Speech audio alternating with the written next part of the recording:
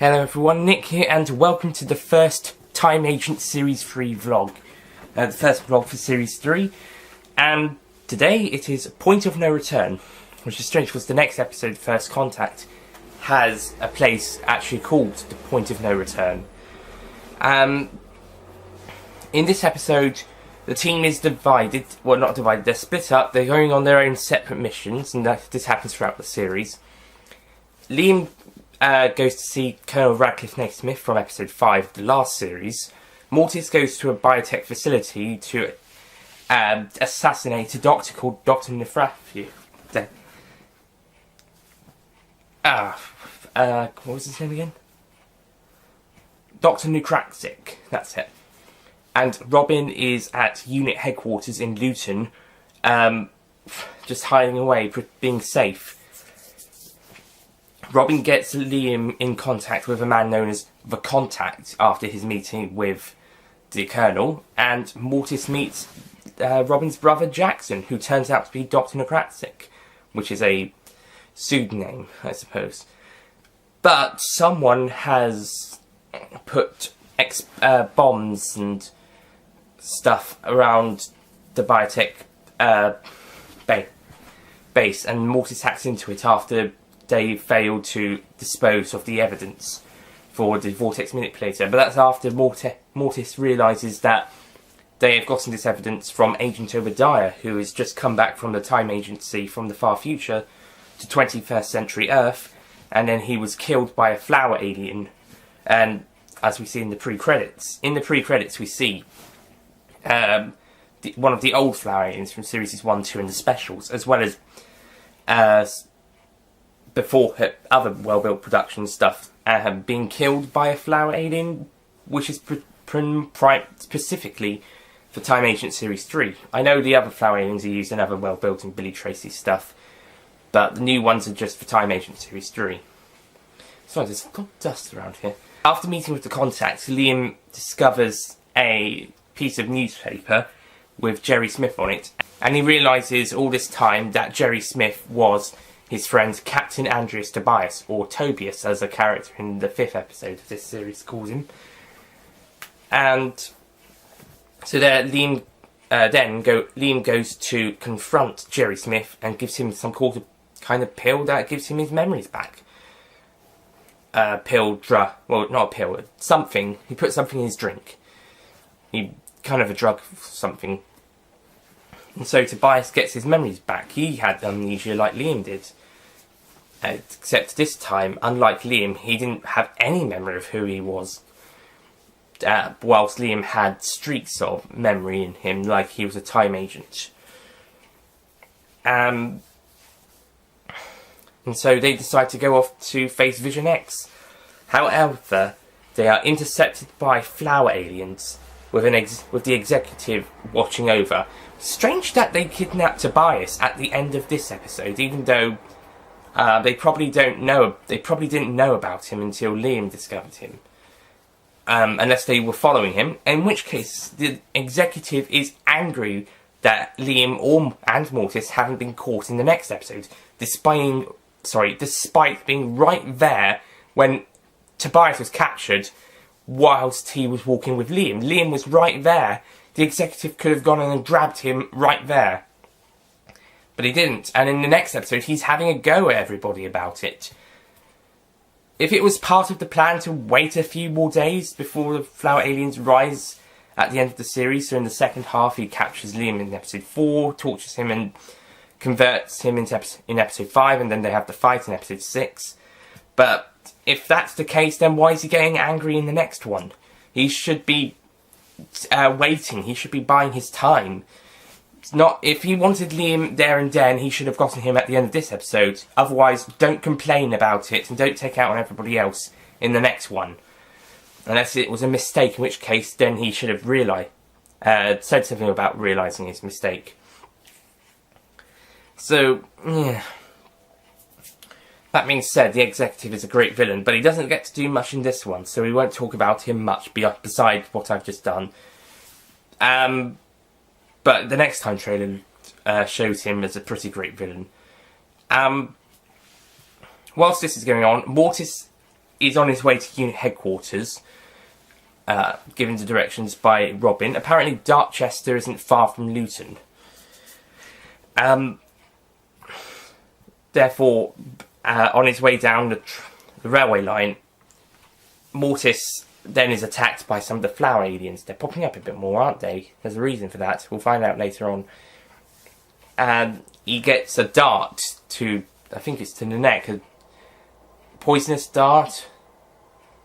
But because of his blood cells, I suppose, like he says in episode 4, episode 4, he's able to use his white blood cells as an antivirus to fight the poison by the venom by the black flower alien in that one. So it's probably the same thing here, but there's also a train coming. And Robin's base is infiltrated by a flower alien who's looking around. So there's cliffhangers for all three of the characters. So Liam's been attacked by the flower aliens and Tobias has been kidnapped, with the executive watching over. Mortis has been darted, and there's a train coming, and there's a flower alien in Robin's base. So, what would happen next? Tune in to First Contact to find out. Overall, Point of No Return is a pretty good episode. There's a lot of talking in it, and this is a criticism Richard B. Brooks stated in his review on the Five Who Fans channel for Time Agent overall. And I have to agree with him. In Series 3, there is a lot of talking, just chatting between characters there. In this episode, I was going to say this episode wasn't bad with it, but actually, it has quite a bit of it. It's the second longest Time Agent episode overall, at 39 minutes. And wow, I will say this, something that puts this one apart from, or makes it better with the talking stuff, that separates it from later episodes, is that the performances are brilliant in the scenes, especially the Liam and Colonel one, which is the longest. And also the stuff they talk about, at least most of it, is quite interesting. The stuff that Liam and the Colonel are talking about, the stuff between Liam and Tobias. The contact setup is short and sweet, and it's important to the story. Mortis has some quick scenes with Jackson. He has a slightly longer one when they meet, but some shorter ones later on. And again, it's important to the story, and it's quite interesting. And Jackson's a great character. I really like him. He doesn't do much, but he's funny and enjoyable. It looked like he was going to be in Series 4, but it's a shame that didn't get made. I'm glad he's in next episode and episode 6, although I would have liked him to be in a bit more. Not necessarily be Mortis' companion like Scarlet Brook would be, but maybe join Robin halfway through. Maybe they exchange in the next one or the one after. That'd be funny. But yeah, Jacob Kay does a good performance as Jackson. The contact is okay. He doesn't get much to do in this one. Same with the executive.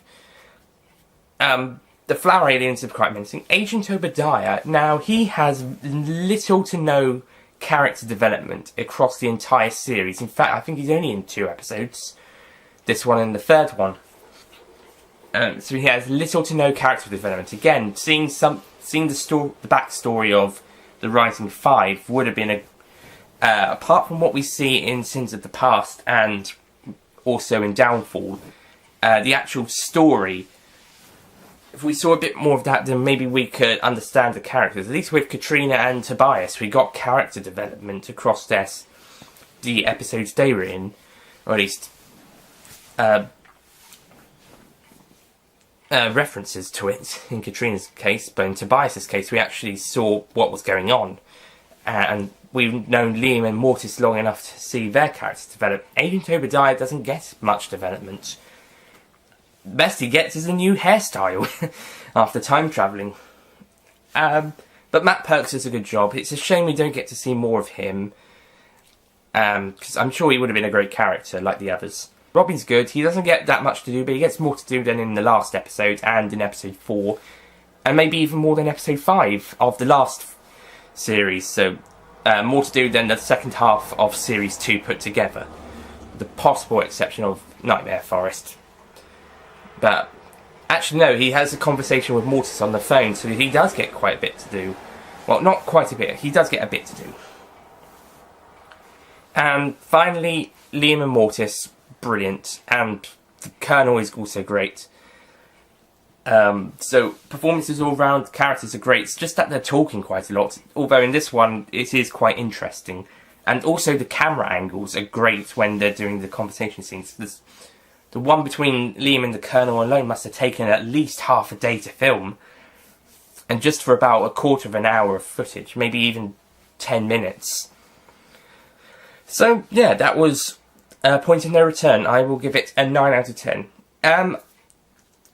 Quite a bit does happen, but I think quite a bit else could have happened. Maybe less talking in some bits.